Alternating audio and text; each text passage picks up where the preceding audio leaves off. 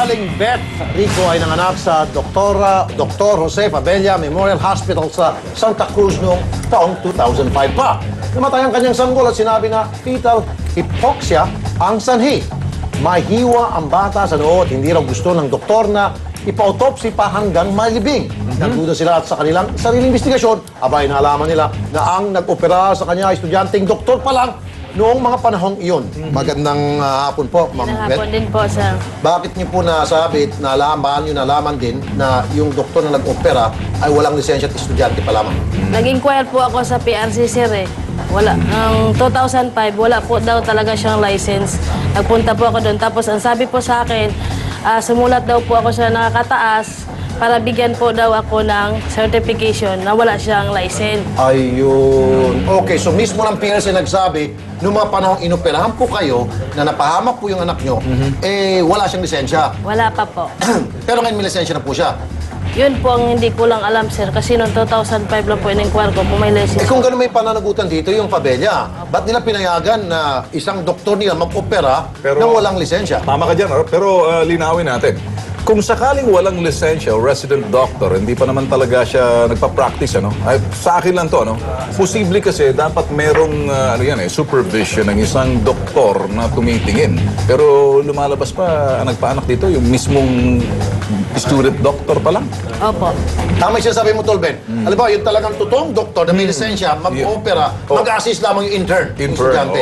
Manunood. Nanonood. O di kaya pwede siya magpaanak pero under the supervision ng isang doktor. Pero mas maganda siguro, linawin natin sa isang... Hindi kasi operasyon ang ginawa, di ba? Surgery. Ano ba yun? Ano ba yun? Cesarean? Cesarean po ako. Operation yun. okay, Yung panganganak, anybody can do that. Pati mga stewardesses nga sa aeroplano, nagpapanganak, emergency. Pero kung cesarean, CC, cesarean section, aba hindi. Ano yan? Tanungin natin siguro si attorney. Operasyon na yan. Sige. Surgery. Subukan natin kausapin dito. Okay. Sige. Para bigyang linaw ang tungkol sa kasong ito, makakusap po natin si Attorney Mel Santa Maria. Mamaya din siguro, direct, tawagan natin yung PRC. Ang legal counsel ng TV5. Attorney Santa Maria, magandang hapon po, Attorney Mel. Attorney Mel? Attorney? Okay. Sige. Tawagan natin mamaya si attorney. Kailan pa ito nangyari? 2005 po. 5, 6, 7, 8, 9, 10, 7 years. Kasi ang pagkakalam ko, siguro mamaya, makakusap natin sa Attorney Mel, meron yung 12 years at 10 years statute of limitations. So pasok pa yung sa 10 years. Okay. Nandiyan na si Attorney. Okay, sige. Hello. Attorney Nico Bondok, ang legal counsel ng TV5. Attorney Mel. Hello, Rafi. Okay. Attorney Mel, 7 years ago pa nangyari yung isang pagkakamali ng isang doktor na pwede pong idemanda ng complainant. 7 years ago pa, di ba may habol pa yan? Dahil alam ko, 10 years pa pwedeng makapagdemanda, statute of limitation. Halimbawa dito sa hindi pala siya doktor, wala siyang lisensya, nag-perform siya ng cesarean section sa isang ginang. Alam mo, Rafi, ano yan eh? Baka nga humantong pa yan sa criminal eh. Reckless imprudence resulting to death, di ba? To homicide eh. Kaya mas malaki ang taning dyan siguro. Mga halos 10 years yan. Baka pasok pa rin yan. Okay. Kaya pwede pa siya magdemanda. Pero dapat talagang malaman talaga kung merong kapabayaan ang nangyari dyan. That's right. Dapat siya-sharetuhin talaga at matutukan at magkaroon ng mga data patungkol dyan. Dapat masigurado. Okay, sandali naman po, Attorney Mel, para maging patas tayo dito ha. Ma'am, meron ba kayong dokumento from the PRC na magpapatunay na wala pong permit o lisensya, hindi pa lisensyado yung doktor nag-opera? Meron po kayong dokumento ngayon? Wala pa po, hindi pa po binigay kasi ang sabi po sa akin, tawagan lang daw po ng abogado ko. Aha, ang PRC. Kasi gusto nila yung abogado kasi legal na ito. Opo. Okay, pero inassure ka nila na walang lisensya. Opo. Kailangan yung abogado mo tatawag sa kanila. Opo. Okay, attorney, may pananagutan din bang ospital? Kasi, di ba, the hospital bago magtanggap ng mga doktor, mag-opera, sinisiguro nila may lisensya lahat ng mga empleyado nilang doktor, lahat ng surgeon nila. Well, kung ano yan, kung intern nila yan, talagang under their supervision yan, maaari talaga magkaroon ng responsibilidad ang hospital dyan, no? Kung talagang makikita yung ugnayan yung intern na yan at saka yung yung hospital na yan, maaari talaga. Kaya dapat patunayan yung unang gumawa ng kapinsalaan at yung duktong niya sa ospital. Pero normally, di ba, mga intern ang namamahala talaga yan, mga ospital. So, ako ang nakikita ko dito, Attorney, ang unang pupuntahan siguro niya, tulad ng advice ng PRC, PRC para, kasi may lisensya na yung doktor malamang, Oo. para sampahan siya ng kaso sa PRC at matagalan ng lisensya. And then after Oo. that siguro, punta tayo sa korte para ireklamo yung sinasabi niyo, reckless imprudence.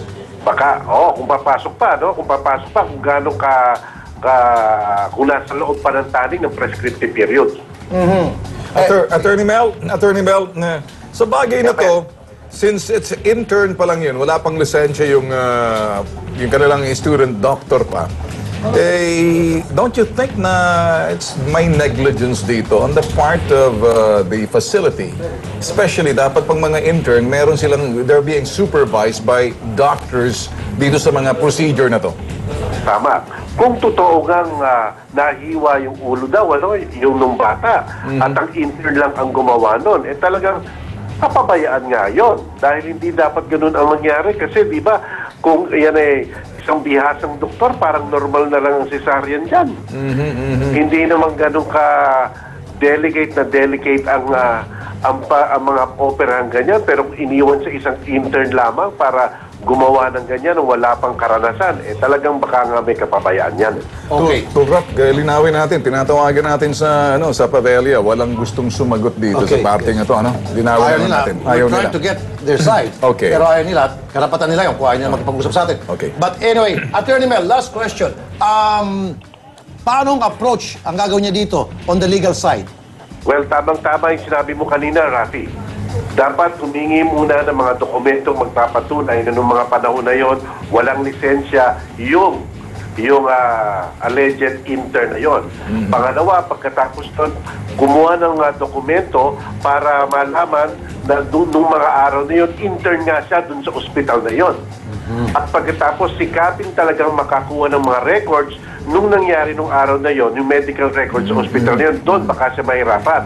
Okay. Kaya dapat talaga humingi ng tulong sa korte para isapina lahat ng mga dokumentong yan. Court order. So in that case, ma'am, kukunan kayo namin ng PAW lawyer na siya mag-assist sa inyo sa prosesong binanggit ni Attorney Mel Santa Maria. Libre po yun, wala pong bayad yun. Okay, ma'am? Sige. Salamat, Attorney Mel. Maraming salamat, Rafi, Ben.